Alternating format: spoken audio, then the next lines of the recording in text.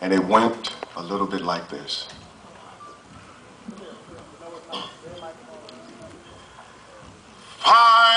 50 years ago, a great man in whose symbolic shadow we stand today signed the Emancipation Proclamation. This momentous decree came as a great beacon light of hope to the millions of Negro slaves that had been seared in the withering flames of injustice.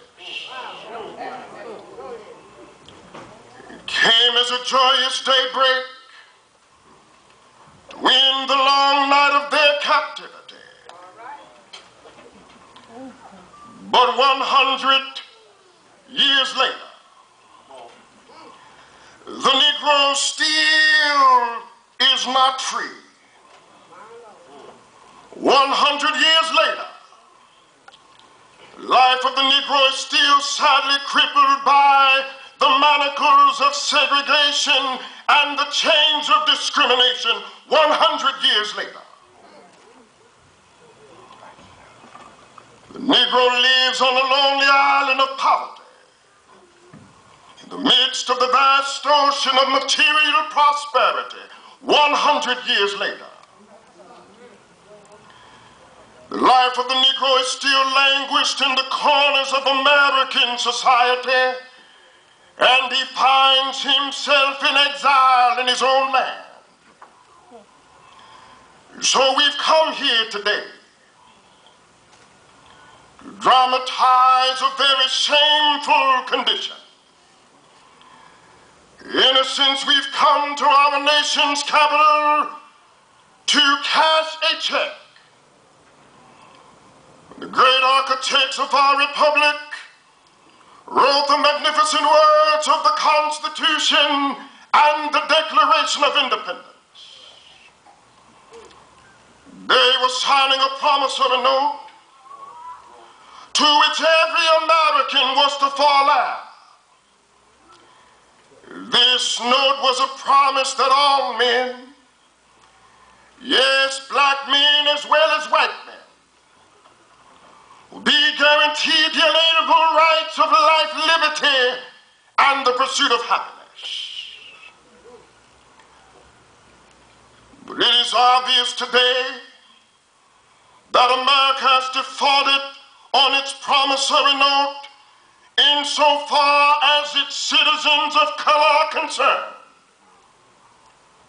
Instead of honoring this sacred obligation, America has given the Negro people a bad check, a check which has come back marked insufficient funds.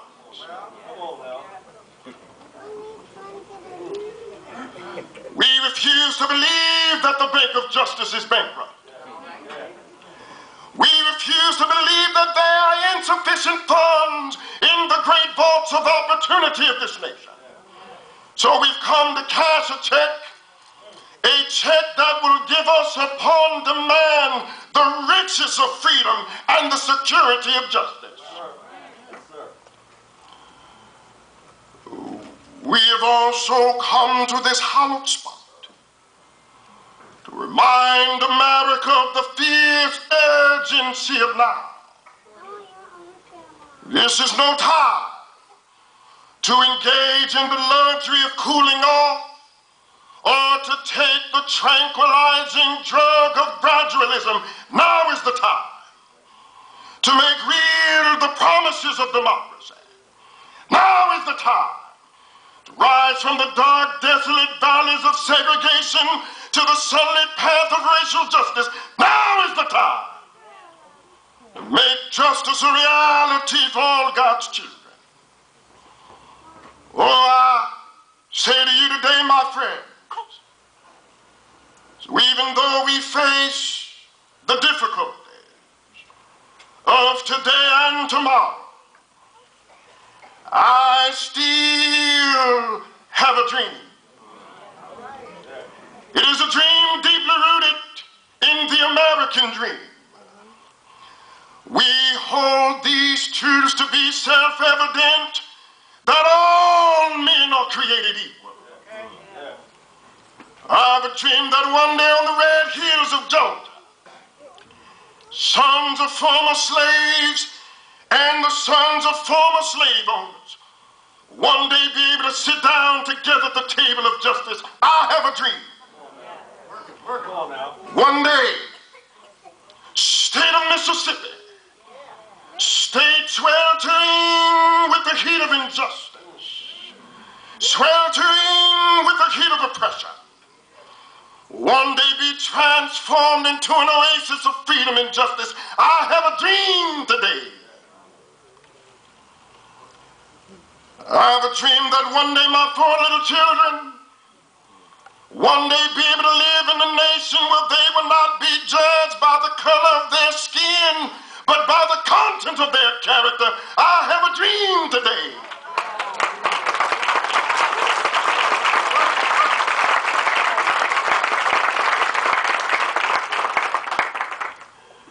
I have a dream that down in Alabama, with its vicious racists, with its governor having his lips dripping with the words of interposition and nullification.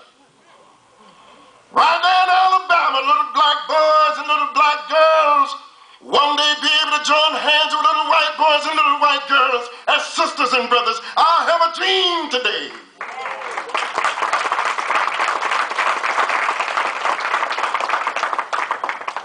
I have a dream that every valley will be exalted. Every hill and mountain will be made low, the rough places will be made plain, and the crooked places will be made straight, and the glory of the Lord shall be revealed, and all flesh shall see it together. This is our hope.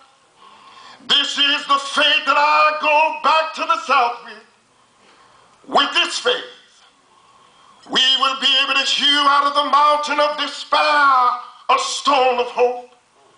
With this faith, we would be able to walk together, to pray together, to go to jail together, to struggle together, to stand up for freedom together, knowing that we will be free one day.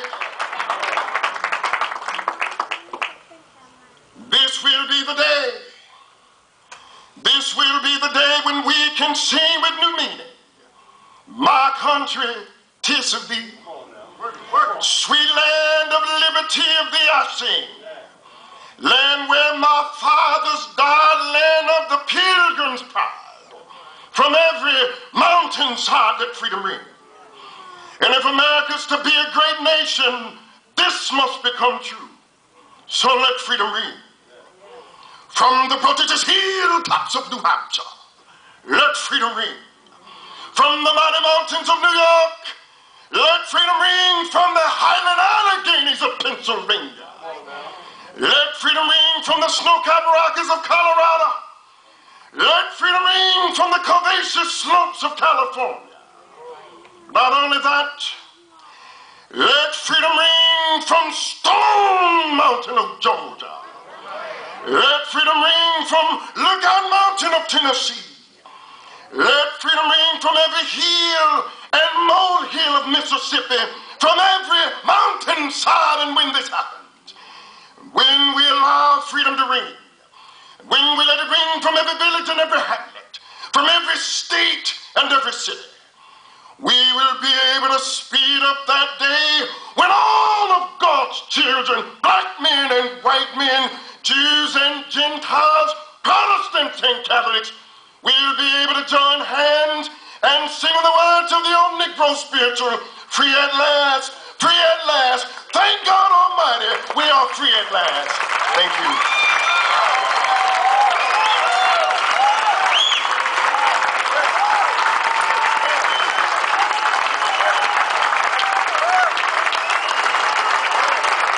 Oh, come on, you can do better than that.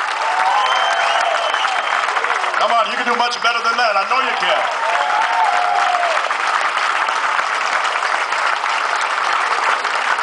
Oh, come on, come on. That's what this weekend is all about. Part of the celebration of Community Day. David Anthony Johnson, come on, give him some love. Love.